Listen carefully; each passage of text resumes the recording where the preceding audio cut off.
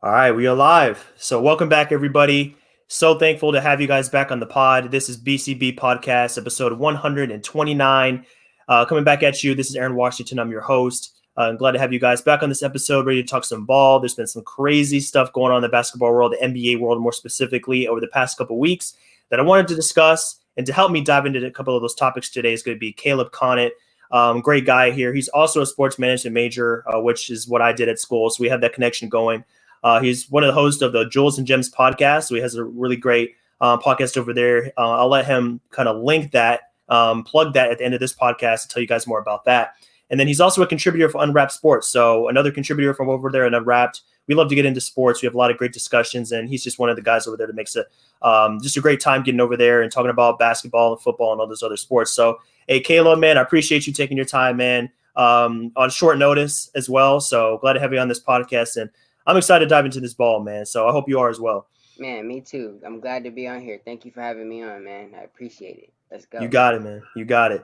So before we dive into the content, you know what we got to do, man. As our other contributor, Amber, likes to say, we got some bills to pay. So we want to shout out some of the sponsors that make this all possible.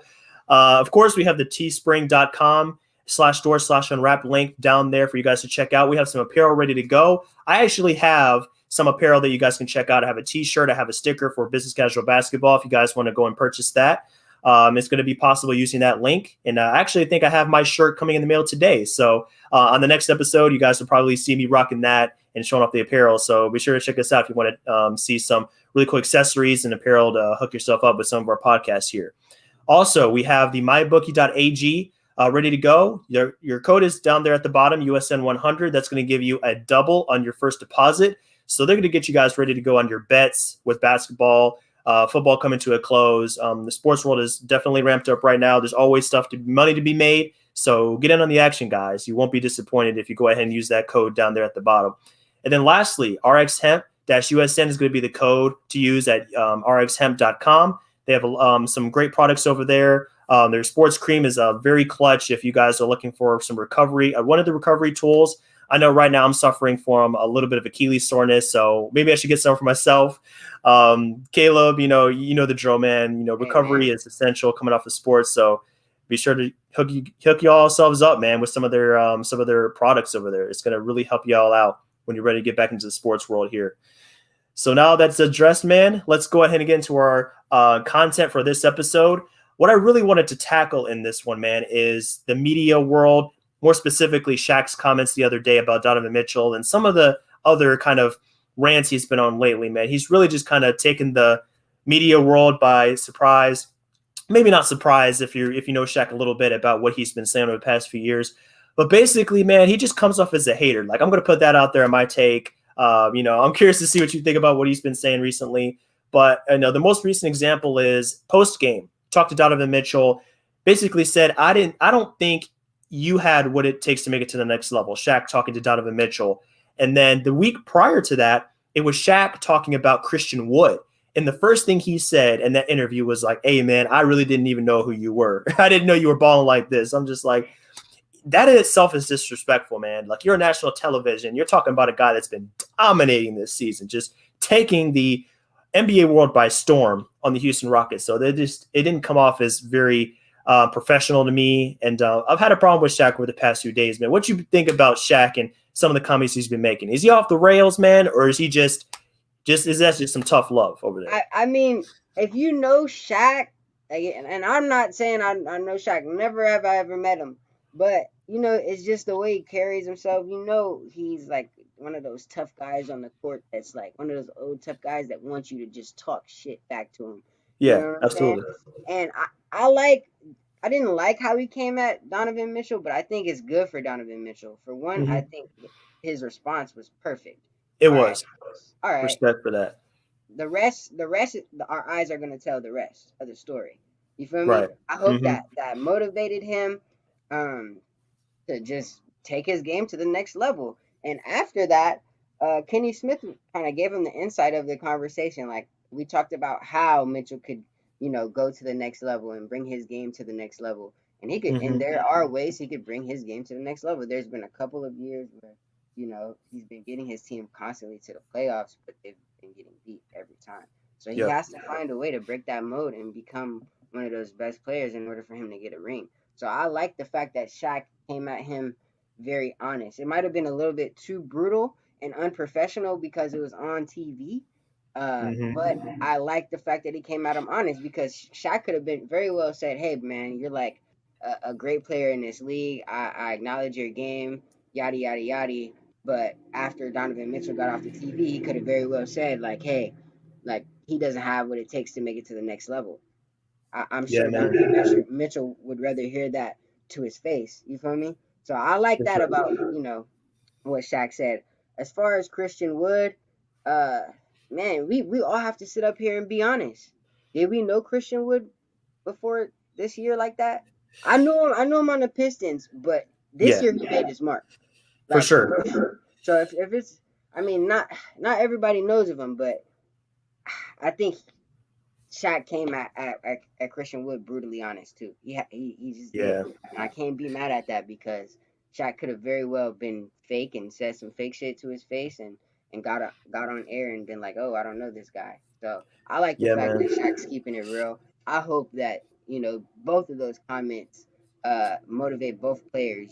Especially Christian Wood to keep his name alive and let people know like, hey, uh, I'm here and I'm here to stay for a long time. So, I Yeah, mean, I feel that.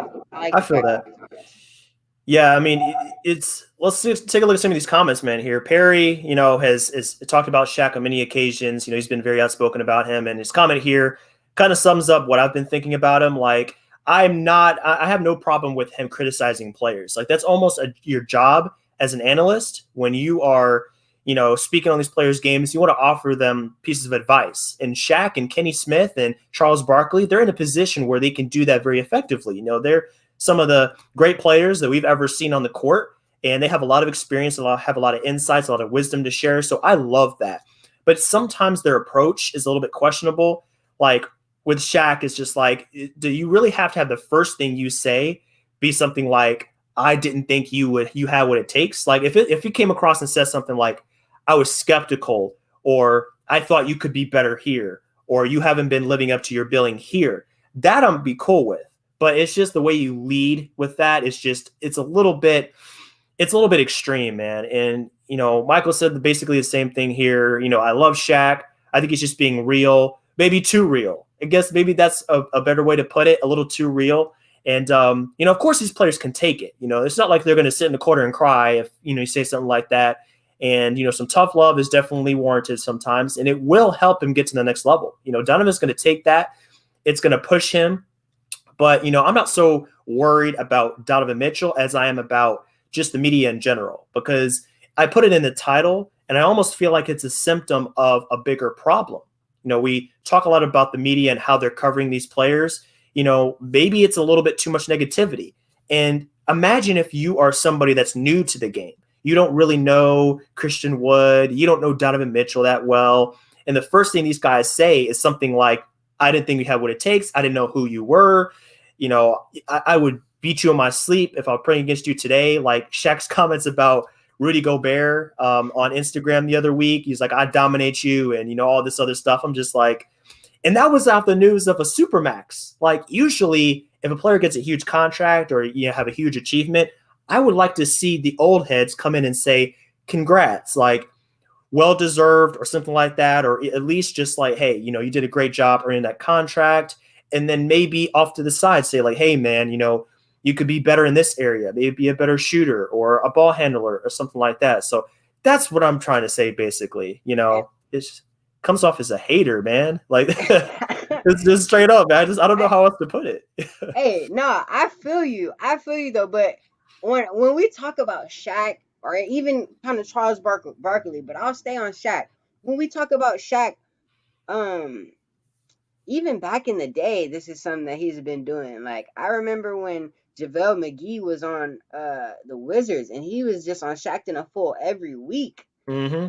Every week he was making That a was fool gold, out of man. him or That was Dwight gold. Howard. And I think he's just that one OG, that one uncle that's just not showing. Like he's just all tough love. You know what I'm saying? I think Shaq, that's just a part of his TV brand. I don't know.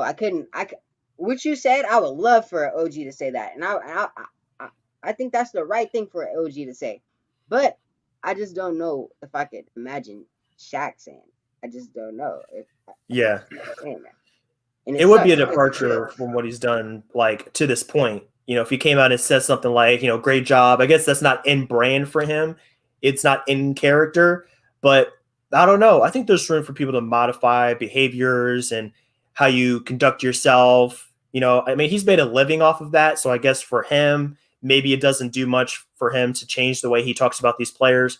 But we have to think about the audience. We have to think about the overall product, and that's what I'm trying to say, basically. And I bookmarked a couple of tweets off of Twitter, man. And one of these guys, Shane Young, who I respect a lot as one of the analysts and great writers in this game, said, he was basically saying it's a bad television.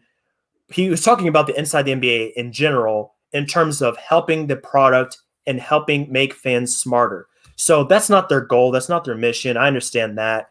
But it's like you don't educate the fans and you're not really it's like, what does it accomplish? It helps maybe that player, it motivates them, but other than that, like, what does it really do? It might hurt the product, it might hurt their approach, just things like that. So I don't know. That's kind of like what I'm thinking about it. It just comes across, it doesn't come across as a very professional thing to say about a player, but at Yeah. least do your research. I guess we maybe can agree on that one. Maybe know who it is you're talking about. So Christian Wood doesn't come in and say like, "Oh, you a casual." That's what he said. He's like, "You a casual on air." That threw me, man. That was hilarious, but Oh man, not a great sign, man.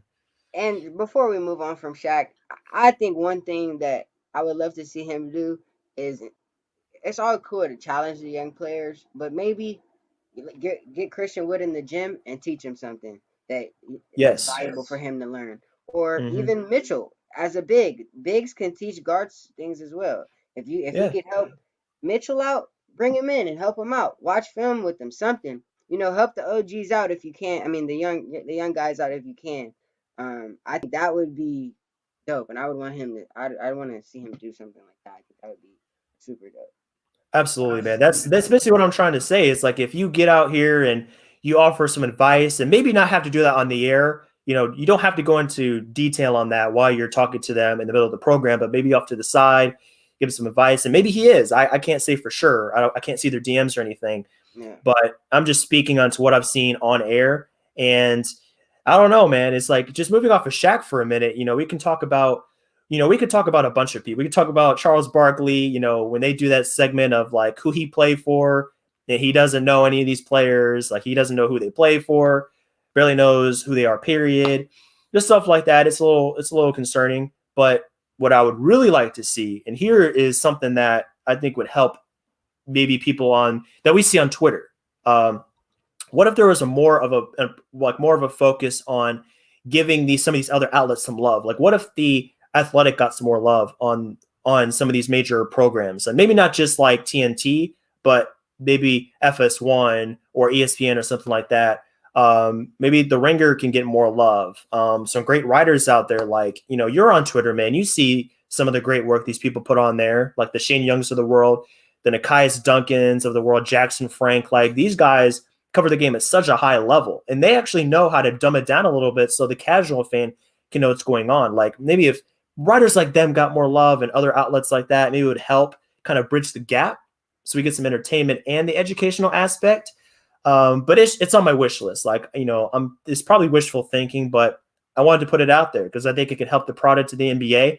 And it's a business. The media, just like everything else, is a business. And on this podcast, I had to point that out because you want more fans, you want more engagement, and that can help if everybody knows the game a little bit better. You know what I'm saying? Facts, facts. And I mean, the educational part is big. It's big. I mean, I have a little brother, and he's still learning the game himself. So if there was an educational aspect where he could pick things up, that would be great. And as a kid myself, you were a kid at one point, we all had to start somewhere with basketball. We weren't Right. just born with just knowing all this shit. So Mm-hmm. we had to start somewhere, and the educational aspect is big. So I think if there's a way they could implement that either on TNT, ESPN, NBA TV, one of those platforms, it would really be big and help out a regular For casual sure. fan. I started as a casual fan, so I Hmm. definitely agree with that. That's where we came from, man. And Perry's comment here as well kind of encapsulates what we want to see. Kobe did that. Rest in peace to Kobe, man. Still missing him today. But he every time you saw him on the air, whether it was his daughter, whether it was other players, he was always in their ear, just like pointing out things on the court that he saw, just giving them some pointers, always in their ear, always teaching, always like helping these guys move forward. And you see what these players say about him. If you go to talk to Jason Tatum, what Kobe did for him, you talk to Donovan Mitchell, you talk to any of these guys that are stars today, they got a lot of their knowledge and their games were accelerated due to Kobe, working out with him, talking with him, and things like that. So, like, imagine if Shaq did that. Imagine if Charles Barkley did that. They were in these guys' ear. They were saying, like, hey, big fella, we could see, I'd like to see you in the post a little bit more. Use your size. Here's a move that will get the defense off balance every time. Things like that, would be incredible. And like I said before, you have a platform and your way around the NBA, so these guys can learn a lot from you. And that's kind of like something we have is it's like an obligation of someone being older. And I'm sure you talked about this on your podcast. If you have your dad on there or someone you look up to, you like to see them kind of just drop those little tidbits for you because it helps you kind of navigate life a little bit better and just be a better man, better version of yourself. So I mean that Exactly. would be so clutch, man. Exactly. That's where Jewels and Gems comes from, man. That's where Jewels and Gems come from. Everybody got to give pass it forward and yeah, for real. That's a fact. Yes, sir. Yes, sir. So that's basically what I wanted to say on that, man. I won't get too much into like another rant because it's pretty easy to do these days. There's always something to criticize on the media front and what's going on there. But I think suffice to say, the NBA is in a great place, but there's always improvements to be made. There's always more people to reach, more fans. It can help the fans and the players if maybe the media changes their approach a little bit because we see, go look at what they say about upcoming free agents and stuff. It's always like, oh, this guy's going to ask out. This guy's on his way out. Where could he get traded to? Where is he going to go next? And instead of just being like, what is he doing now? Like with his team and like what's going on now? What's positive? Like how can they help where they're at? And I guess for clicks and stuff like that. But, there's, they can get a little bit ahead of themselves sometimes. Yeah, So you're right. I just don't want to see no sugar coating. yeah. I like the fact that everything is, for the most part, there's a lot of realness. Like even Stephen A. Smith, like he's one of the guys that'll call a player out and still can have a conversation. Then the next day they're on First Take having an interview. Like Hmm. how the fuck did that happen? you Yeah. know, I remember with KD, he called KD out. That was the worst move. Talked to his mom on live TV. It wasn't the best conversation, and to this day, Stephen A. is still like an advocate of KD. Although he didn't agree with his move to go to Golden State, he still respects and sees how great of a player KD is. Somebody like Stephen A. Hmm. Smith, he set the example to where you could keep it real and you could still have a good relationship and hash it out and move forward. I've seen Stephen A. I've watched him my whole life, and he's kept it real with every player, and he's always kept a good relationship with them. So I think he's somebody that Shaq, Charles Barkley, any of those guys could watch because he's done exactly what they're doing, but he's done it the right way. True, true. And one last point on this, man, before we move on. With Stephen A, it's more about like, I mean, he could fall victim to the, maybe clickbaitish, comment stuff sometimes. But ultimately, like you said, he keeps it real. He's all about just delivering his mind, like speaking his mind on these matters, just being super honest about it. And when he gets into these players, you don't hear him condemn players. Like that's the big difference I want to make between like the Shaqs of the world and people maybe like Stephen A. You don't condemn them to say like, just kind of put them in a box. Like you're not going to be this. Period. You're not going to be able to achieve this. You have a ceiling. You're capped out. As with Stephen A, it's maybe like, hey man, you're not producing. You're not stepping up. Like I remember, I think it was 2 seasons ago when the Sixers played the Raptors. Maybe I think it was last season actually. And Embiid had a terrible game, man. Like he wasn't assertive. He didn't bring the heat at all. And he was playing the team that had bounced him from the playoffs the season before. So of course that's a big game. That's a big statement that you want to make, saying like, "Hey, I'm coming back for revenge since you bounced me from the playoffs." And Embiid came in there, he was pretty much trash, like to put it plainly. And Stephen A. came out, he's just like screaming, like typical Stephen A. getting into the mic and just going off, saying like, "What are you doing, man?" Just screaming and put on this like huge show, and he was getting real about it. But he didn't say anything like, "This is why Joel Embiid won't be a star center in our league," or he won't win a championship. It was nothing like that, but he kept it real. Yeah. That's the kind of line I think I want to see them kind of keep between being real and disrespectful. That's all I got. I feel you. I feel you. And I'm not against what Shaq said. He could do that off the air, and nobody has to know. Simple. Mm-hmm. Straight up, man. Straight up. You said it perfectly. So let's move on, man. We got some the All-Star ballots were open today at 12 p.m. So we're recording this on Thursday the 28th. And as of now, you can go on NBA.com, on your phone, on your desktop, on Twitter even, and you can vote for who you think should be the 10 starters in the NBA, both in the East and in the West. So that's what I did today. I'm pretty sure you, Caleb, did that as well. You have some picks. So, of course, we know pretty much like who the starters are going to be. Probably Luka, probably LeBron, Embiid, the usual suspects. Maybe a couple other names would be a little bit new in there.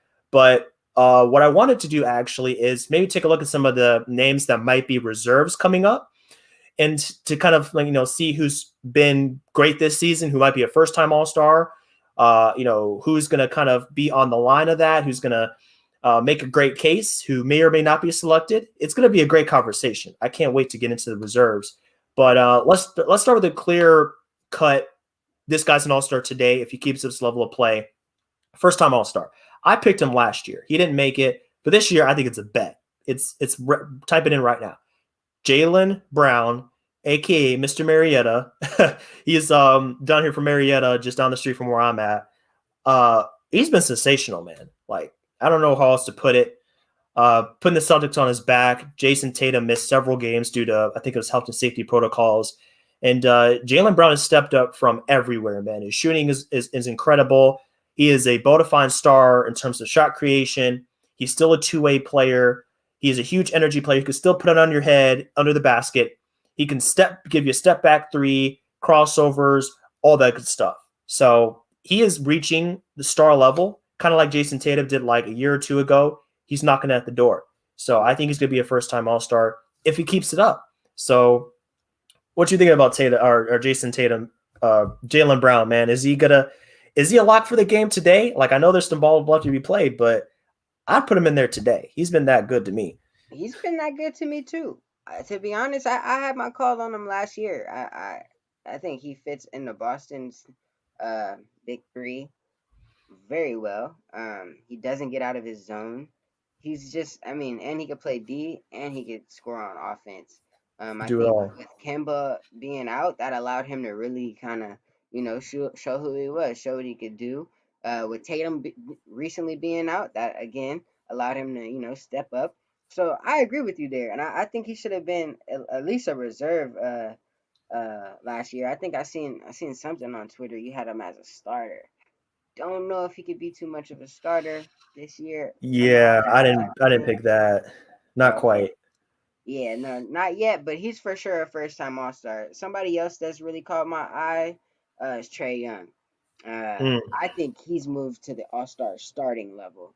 Okay. If I'm Okay. being honest, I think he's the best and most reliable point guard coming out of the East. We do have Kyrie and the Russell Westbrooks and even the James Harden as a guard out there. But I think Trey Hmm. Young has just elevated his game to at least MVP talent. He could get you 30 to 40 if he needs to. He's consistent with assisting the ball, and his team is obviously showing that they could play and be a top team in the East. So Yep. as far as All Stars, I'm really looking at Trey Young right now. I think he's shown that everybody that they gotta respect him.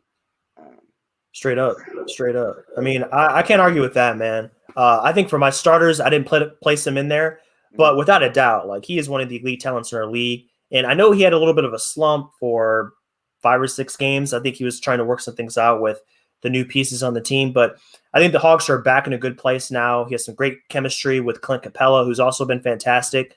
And the Hawks are on the up now. So the thing about Trae Young is he's still putting up crazy numbers, but they're a little bit down from last year because he doesn't have to do everything for the Hawks. Right. He doesn't have to be the beginning and the end. He doesn't have to just be, the one-man wrecking crew, one-man army. DeAndre Hunter can step up now. John Collins is still there. Capella has been incredible. So now with Trae Young having to kind of be able to step back a little bit and pick his spots a little bit better, it's done a lot for him. So he's still in the conversation. And how do you feel about him versus a Bradley Beal? Did you have Beal on your starters, or are you kind of? I had Bradley starting too. I think Bradley okay. is he's the best guard out of the East right now. And I James can't argue Harden with that, just showed up. As far as Yeah. shooting guard, James Harden just showed up to the East, and of course, as just talent, of course, we would pick Harden over Bill. At least I would to start a team right now. I would still pick Harden over Bill, but I think Bill's had the best season in the East, and I mean, for him to keep losing like that, it sucks. But hurts my heart, why man. he needs to be a piece somewhere. Yeah, he's legit. He's really straight up. legit for real, and he needs to get out of Washington. It sucks to say. But how do you feel about Bradley Beal and what he's doing this season? I feel like Oh man, that isn't talked about. Yeah, I mean, what else can you say, man? Like, this is the second season in a row he's averaging over 30. He has to do everything. Like, that's what we don't talk about enough. He has to do everything for the Wizards, but he's still a pretty efficient player. He's still putting up the numbers. I mean, like, I went back and looked at the starting lineup for the Wizards last night. I mean, they're starting him alongside Isaac Bonga, Raul Neto, some like just very like guys that would not even come close to starting in a normal situation. No Thomas Bryant, no Westbrook, no Hachimura, no Avdia, the rookie. He wasn't even playing last night. So, I mean, it's Beal or nothing. And he comes out here and he gives you 30, 35, 40, 50 in his sleep almost. And he can still be a great distributor. He can play off the ball. So, I mean, there's like not much he can't do on the court. So, yeah, I've been just incredibly amazed by what he's done so far. I placed him as a starter. I put him next to Harden as a starter. That's definitely debatable. You can go back and forth, him, Beal, or him, Kyrie, or Trae. But suffice to say, I mean, Beal's the guy right now. It just sucks that he can't get some W's alongside that. That pains me, man. It really pains me too, because I looked at their team, and when we look at Washington, they do have a solid five, I would say. When we talk about Westbrook, Bill, you could insert Avendia. Is that how you say his name? Danny Avendia in there. It's Avdia. Avdia in there. You could insert Rui Hachimura, solid. And Thomas Bryant was solid. They even had Davis Bertans to come off the bench. That's the other guy, Bertans. Yeah. And I just think like I don't know, like they had a solid team to at least make it to the playoffs in the East. But I think that's went down the toilet right now, and I think they've got to just break it up solidly. I mean, not solid, but they just have to break it up. Yeah, I get what you mean, man. Like something has to be done there. Right. The season is almost lost already because with 72 games, you don't have a bunch of time to make up ground. You got to get started like right now, right this second. So I'm not sure what else they can do. But another name in the East, man, that's just really come out of maybe not. I mean, I would say it's almost out of nowhere because I don't think anybody, including me, expected him to be on this level so far. Jeremy Grant, like I've been so impressed by his play. I went out and I dropped a quick piece on him. I wrote some words about him, what he's done differently from Denver. And the major things that stand out to me is like the type of shots he's taking and like how many more shots he's taking. So now instead of taking 10 shots a game, he's taking like 20 shots a game. Like everything is doubled, but he's still pretty efficient. I think, last time I checked his true shooting percentage, it only dropped by like 1%. Still just being a great defensive player. And I mean, now he's doing like step back threes and creating these shots for himself, like leading floaters. Like he's taking over possessions and now he's averaging like 24 points a game. So super impressive, Jeremy Grant, man. Today, I don't know if he can sustain it, but today I think I would give him an all-star nod, even though the Pistons are absolute garbage along with the Wizards right now. But I put him in that mix too. I mean, he's very deserving. Yeah, he is. He is. And I'm glad that you wrote that piece because I couldn't. I've watched him play in Detroit, and I couldn't pinpoint why he wasn't doing what he's doing in Detroit and Denver. Um, Yeah, opportunities, man. He's getting, Opportunities though. well, yeah, Opportunities. He's a whole not lot getting of them. those amount of shots. The system is definitely not the same. You know, they're running that offense down through Murray and Jokic. But I think if he could have been what he is for Detroit right now to the Nuggets in the bubble, they could have been even better Ooh, than they really were. Like yeah, what he is right now is what they needed to get over the hump, and it's what they need to get over the hump. Um, I feel you, I man. I just hope he could, tough it out in Detroit and go somewhere else and provide his services. But yeah, today I would give him an all-star nod as well. He deserves it. He really does deserve it. And there's nobody on that team, I mean, in the East that's kind of like making noise like he was because I didn't expect him Yeah, to be all-star me today. either, man. He's I think another big difference for him is that like he doesn't have somebody coming up behind him that's gonna snatch his opportunities. He saw the writing on the wall with Michael Porter Jr. He knew that he was the next guy up for Denver, and he's like, I'll be a good player here. I'll be able to have a good role. But Michael Porter Jr. is that next like number 3 guy for Denver. Like he's coming up. You've seen the past couple games since he came back. He's dropping 30 points. Like he's that guy. So Jeremy saw that and he's like, I got to skip town if I want to have the opportunities that I want. You know, maybe not necessarily being the guy. Like, I don't think he's going to be the guy for the rest of his career, but at least just being like one of the primary options on offense. Like, if you need a bucket, Jeremy's the guy. He's come in there and he filled that role to a T. So super Facts. impressive, man. Some great ball from him. Uh, but I mean, like the crazy thing about some of the East guys, especially from the wing position, like there's a lot of deserving guys. Like we already talked about Jalen, Jeremy Grant, Gordon Hayward. Spoiler alert: I'm writing about him next. Writing about him right now. But Ah, hey, man, he's back. He's back to Utah, Hayward. Man, I love to see it. what? He's back to Yeah. Utah, Hayward? Mm-hmm. Are you serious? Yep. Oh Without a my God, doubt. I don't mean to do this. Oh my God, you really feel like that? Absolutely. I looked at the numbers.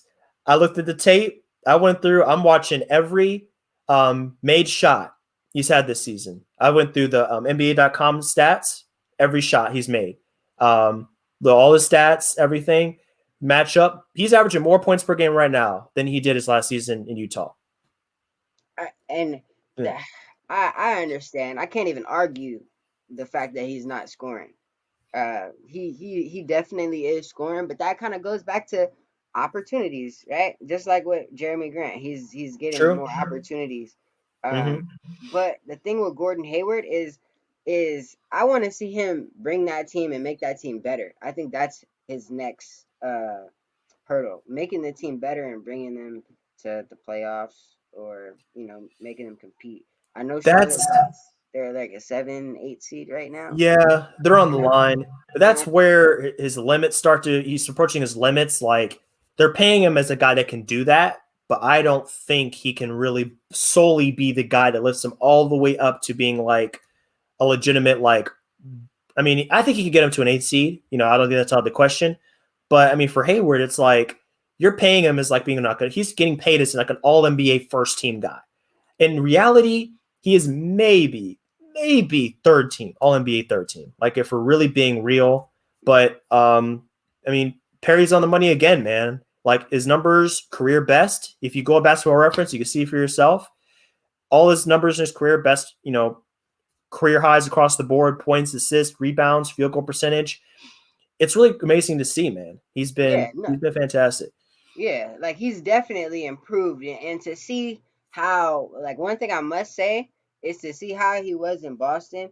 It kind of looked like okay, he might not be the guy that he was in Utah anymore, Mm-hmm. and he showed everybody that no, he can be the guy still. He can still show you that he could do everything great that he did in Utah: points per game, assists, rebounding, field goal, 3 point percentage. That's the best of his career. You can't argue that. I just think it's him elevating his team to the next level. That is a big uh, part of of like becoming a better player. Like Russell Westbrook, he had great years in OKC when KD and James Harden left. They just couldn't get him to the next level. He had him at his ceiling, Hmm. and he couldn't get him to the next level. But Yeah, yeah, Hayward gets my vote. I just think there's more wings in the East that play a lot better than him. And one guy that's that's fair. really surprised me this year is Chris Middleton and Mm, Tobias Harris. mm. Tobias Harris is playing at an all star level again. I thought Tobias Harris last year was like, okay, he's kind of at his ceiling. I don't know if we'll see him back to how he was with the Clippers, but he's showing why he is another guy that should be respected from the wing. And I think, if we put those three guys in a like you got to choose from. If you got to choose from Chris Middleton, Tobias Harris, and Gordon Hayward, who are you taking? Oh my. See, this is where it gets interesting with the reserves, man, because there's so many deserving guys out there right now. You could probably come up with there's only 12 spots, man. You probably come up with 20 plus for each conference that you think should Yeah, make it. But Tobias has a great case too. I mean, he's averaging, he's shooting 52 from the field, 46 from three, 82 from the line. Game winner last night, 20 points per game. Which if we're comparing for past seasons, I mean that puts him right up there with his season in with the Clippers. It's pretty much the same as the average with the Clippers when he was out there. And that was pretty much his best season to this point. So he's been fantastic. And shout out to Doc Rivers. I guess wherever Doc Rivers goes, Tobias follows and he takes off. He knows how to yeah, utilize that guy. yeah, for real, for real. But Gordon Hayward definitely gets my vote. I just think the challenge for him is elevating his team to the next level. Another guy Yeah. that kind of fell off is Pascal Siakam. That's kind of a yeah. It's disappointing to say the least. Like today, he's not an all star. It's I don't know, man. With Siakam, ever since the bubble, he hasn't quite been himself. He had some games in there where it looked like he was getting his groove back, but I don't think he's consistently been who we saw last year and the year before. I don't know. Like I hope this isn't like him plateauing, just kind of like starting to slow down. I mean, he's a little bit older, but I mean, he's still in his peak. He should be in his peak prime right now. So Yeah, I I don't mean know what they got to do, man. he had the keys to Toronto, and he's a player I expected to see doing just as good as Gordon Hayward right now. But doesn't look too good for me right now on that prediction. So yeah, nah, he's definitely got to improve, But Yeah. he's one guy that I felt that at this time in the year he would be up there with the Gordon Haywards, Tobias's, and Chris Middleton's, but I guess not. Not as of this recording. But the great Yeah, thing is there's still games to be played. This is why it's early all-star candidates, and this list is subject to change. Nothing's written in stone. But another few players that I think it's going to be so tough trying to decide who makes it. The Pacers have three guys that are deserving.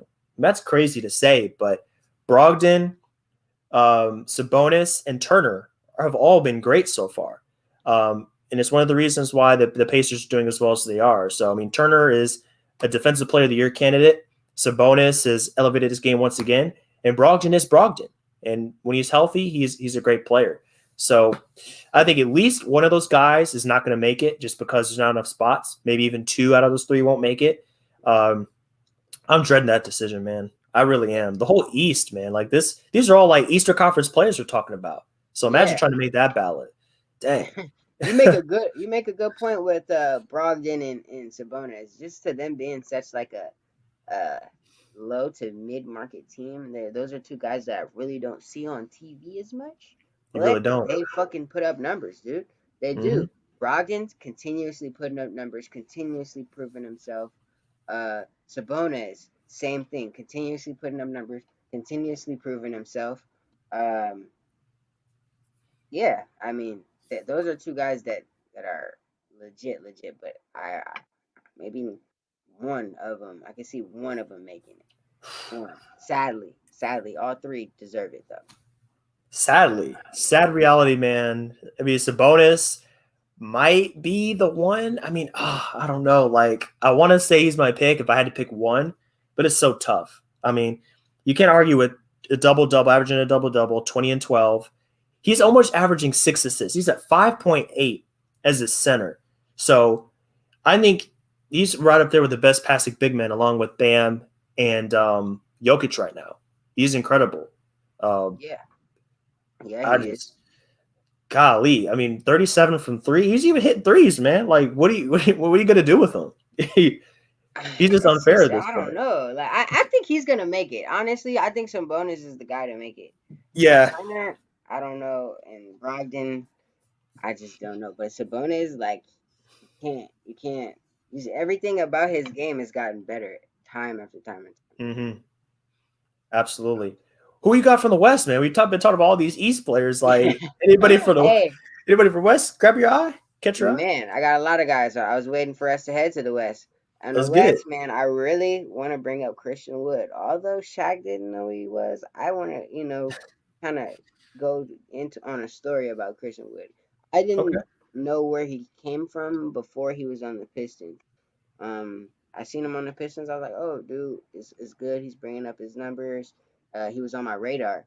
I didn't know that he went to my old high school where I graduated from, and he didn't Wow. make the No team way. as a freshman. Uh, Dang, that's crazy, man. so that caused him to Wow. leave my school to go wherever he graduated from, and I can't remember where he graduated high school from, but it was another top school that's usually in the top uh, rankings for high school basketball. So he definitely was a good player. I don't know why he didn't make the team, but to see how far he's come from not making the team as a freshman, where I was at, to honestly being one of the best power forwards or centers in the West right now, I would say, or in the league, period. I think it's super dope, and I think he is well deserving of like an All Star spot. If it's anybody from Houston, I think he's the guy who has to get it. Although Oladipo and Wall are there, I think he's the Hmm. most deserving of getting that award. I mean, not that Dang, man. award, getting that All Star selection. Yeah, yeah. I got you. I got you. That's a wild Most story, improved honestly. award too, though. Yeah, that too. That too. So I think he's going to get one of them. If he doesn't get All Star, he's right up there with most improved. Because I hate to say it, but sometimes it just comes down a lot of times to just points per game, and that's the most basic stat that you can analyze. But you look at the most improved guys that have ever won it. Points per game is the key metric. So he's gone from 13 per game last season to 23. So about a jump of 10 per game. So I mean that's crazy, man. Like if we're talking about a guy that's made strides in this game, averaging a double double, he's almost averaging 2 blocks a game. So I mean, it's defense too. He's playing his role on both ends. So shout out to Christian Wood, man. If he just get back healthy, he's missed a few games, but if he can get enough games under his belt, he's gonna be right there in the mix, no question. Exactly, exactly, exactly. Another guy from the West. I don't. Give me a guard from the West that's really caught your eye right now, man. That, Ooh, that deserves to make it because we do have a lot of ooh, young yeah. guards. And guards are the guys who really get cut out the mix in the West, man. Why don't Sadly. we hit a name that we just talked about, Donovan Mitchell? Is he's Mm, been balling out, and Shaq wanted to, speak down on his name, but we're here to prop him up, man. We're not about that nonsense where like you don't have what it takes. Yeah, he has what it takes to make the All Star team. I give him that. yeah, He put up 36 in that game. I think it was against New Orleans. During that infamous interview, he just laid up 36. And I'm actually gonna talk a little bit of I'm gonna talk bad on one player. I lied. mm, But Jamal Murray, man, like mm, I made a trade in fantasy to drop Jamal Murray or to trade Jamal Murray and basically get Donovan Mitchell in a 3-way trade. One of the best decisions I've ever made in fantasy, man. Like it's not even close. It's not even close. Like Donovan over Murray, both of those guys went head to head in the bubble, but one has stood out clearly above the other. It's not even close. So shout out to you, Donovan, man. shout out to Donovan. You're not wrong about that. I think to me, I think Donovan is a sure bet when it comes to the All Star team and getting that All Star vote. When we look at the two guards in the West again, we have to remember that James Harden just got shipped out of there. So who is the best two guard in the West right now? And I think Oh, that whew. comes up between him and Booker. Uh, It's you're right. those You're two right. young guys, and I think those are the two young guys that constantly have been on the edge of making the All Star team back when they were a little younger. So I think Mm-hmm. Mitchell is a sure bet for me. Booker is a sure bet for me. De'Aaron Fox is another guy that raised his game. a lot this year, and Hmm. I hope he makes it. But it's a lot of good guards in the West. When we talk about Steph Curry making his team better, Yep. the Warriors, they went through a bad clump this year, a bad start, and now they just look so much better. And props to Curry on staying healthy. You know, he's done a great job doing that. Damian Lillard's still down there Mm, doing that's my good. guy. CJ McCollum is still there having a great year. So I feel like one of these guards are not gonna make the cut, and it would suck to be De'Aaron Fox because I think he's the guard in the West that has raised his game the most. Hmm. Um, For and I sure. just, you know, if I can't see that, I hope you can. Uh, yeah, I Well, I mean, definitely my can. vote is for reserves is De'Aaron Fox. I think he needs to get in there somehow, some way. But there's only 12 spots, so Only 12 spots, man. It comes down to whether or not, you can beat out. It's not about whether you're deserving. It's whether are you deserving over that guy in front of you. And yeah, right now I think Mitchell's going to be the guy to beat. If you're a guard in the West and you want to make it, because I mean, let's talk about team success. The Jazz are at the top of the West. I think as of this recording, I believe they're 12-4. They've won 10, not five, not six, 10 games in a row. I believe, unless I'm just completely off on that, but I believe they won 10 games in a row. Donovan's he's leading the charge. He's the guy that's making this thing run. Very efficient. His effective field goal percentage this year, which takes into account 3-pointers, makes 3-pointers worth more than twos, is 52%, career high. He's averaging a little bit less than last year, but basically the same. It's in the ballpark. None of his numbers are crazy, way crazy higher. It's mainly he's just more efficient. He's just hitting a better percentage. That's the big difference. But he's who he's always been, which is an incredible player in this league. So shout out to him. And one last player, man, one last guy that I think he could make the cut. He's going to be borderline, maybe. He just has to play more games. Porzingis just came back a few games ago from injury, and if he gets back to himself, he's going to be right there in the mix, no question. It's just a matter if he's going to stay healthy or not. We'll have to see. yeah. I don't mean to interrupt you. Just Mhm. to add on to Porzingis, I think he's a sure bet to be an All Star whenever he is healthy. Just Yeah. him being so inconsistent with his health, Mhm. I think that kind of sits him out this year for me. One guy that I think that's well deserving on being there and has showed that he needs to be there is Brandon Ingram. I got He's him shown too. that he's a number one guy for the Pelicans. He can be the number one guy and he can put up points. He could. We all knew he could score the ball before he got to New Orleans, you know. But he's showing that he could show the ball. I mean, score the ball for real now. 25, 27 points a game now. Katie Light. Yeah, he's Katie KD like Light. exactly. Young KD, low KD. So I think Hmm. I hope that he gets there. Um, I think he that's my will. guy. Because I mean, he made it last year. His numbers are pretty much the same. He got the bag, Mm. and nothing's really changed. He's still shooting mid 80s free throw percentage. He's averaging the same amount of points per game. He's still shooting 40%. That's blows my mind, honestly. Because before he got there, his rookie season, he didn't even crack 30%. And then he was in the 30s. It's like, he's an okay shooter. And then he got to New Orleans. He took way more threes and he converted a better percentage, a way better percentage. So he just got way more efficient. Now for him, it's just working on playmaking and defense, especially defense, because that Pelicans needs all the defense they can get. But aside from that, man, he's been phenomenal. He's been just as good as last season. So I think this is here to stay. It's not just an aberration. But Brandon's the real deal, man. So like I've been a fan of him for a while, and I'm glad that he's really just taking his game to the next level, and he's going to be there for a while. So the Yeah, Pelicans are in a good place as long as they have Brandon Ingram to lead the charge. And until Zion, if Zion is ever ready to be the guy, then it's Brandon's team, man. He's yeah, and I mean Zion. I could see Zion as a two guy. You know, being the yeah, second option. it's not a bad Without second a option. Yeah, it's not bad to be a second option as long as you get the ring on your finger, man. That's why we That's play the the goal. sport to win Yep, this. You feel me? To get the ring all on your day. finger. And Mm-hmm. I mean, we see a lot of guys that have talent to be the number one guy. It's just they're missing that one thing. Like Giannis, he has the talent to be the number one guy. We know that. he's missing that one thing, being able to get a bucket on the perimeter. That's Hmm. very important. Very, very important. He's not Sure. able to do that. Although they do have guys on the team that could do that, that's great. But if you could get it out of your best player, that's ultimately what brings a dude to the next level. So Definitely. If Zion could be a second dude, I mean a second piece, I mean that's great, great right there because he's already fucking freakish athletic. He makes no sense. He That's makes no sense. He makes gets no buckets sense. so effortlessly. Like when he gets going, there's not much you can do. So he's always going to be super efficient. If you need a bucket inside the arc and you get to give a guy a head of steam, he's always going to be one of the best options out there.